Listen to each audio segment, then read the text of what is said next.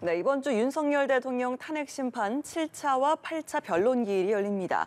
이상민 전 행정안전부 장관, 신원식 국가안보실장 등 8명이 증인으로 출석해서 계엄 사전 모의 여부와 부정선거 의혹에 대한 질문과 답변이 쏟아질 걸로 보이는데요. 네, 취재 기자 연결해서 자세한 이야기 들어보겠습니다. 김태욱 기자. 네, 윤석열 대통령 탄핵 심판 7차와 8차 변론 기일이 오는 11일과 13일 헌법재판소에서 진행됩니다. 헌재는 오는 11일 오전 10시 반 이상민 전 행정안전부 장관을 시작으로 오후 2시부터 90분 간격으로 신원식 국가안보실장과 백종욱 전 국가정보원 3차장, 김용빈 중앙선관위 사무총장을 차례로 불러 질문을 이어갈 예정입니다.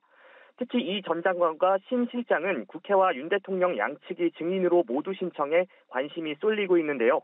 이 전 장관에게는 비상계엄 선포 직전 국무회의 당시 내용과 언론사 단전단수 지시 여부를, 신 실장에게는 계엄과 관련해 사전에 모의가 있었는지 등을 집중 질문할 것으로 보입니다.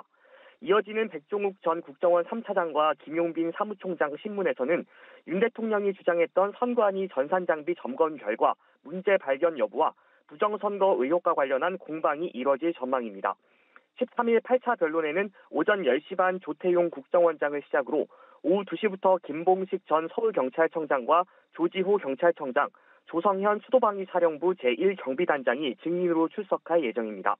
앞서 홍장원 전 국정원 1차장은 윤 대통령에게 정치인 체포 관련 지시를 받은 뒤 원장에게 보고를 했고 지침을 요구했다고 주장한 가운데 증인석에 출석한 조 원장이 어떤 입장을 내놓을지 이목이 쏠리고 있습니다.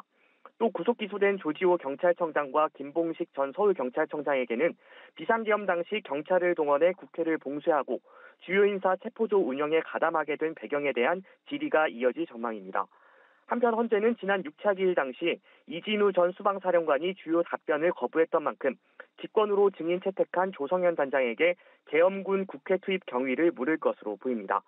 공식 지정된 변론 기일은 8차가 마지막이지만 헌재는 아직까지 변론 종결을 위한 최후 변론을 준비하라는 요구를 하지 않은 것으로 알려졌습니다. 또 중요 인물인 한덕수 국무총리와 이경민 방첩사령관 직무대리의 증인 채택도 보류돼 있어 추가 기일이 지정될 가능성은 아직 열려 있습니다.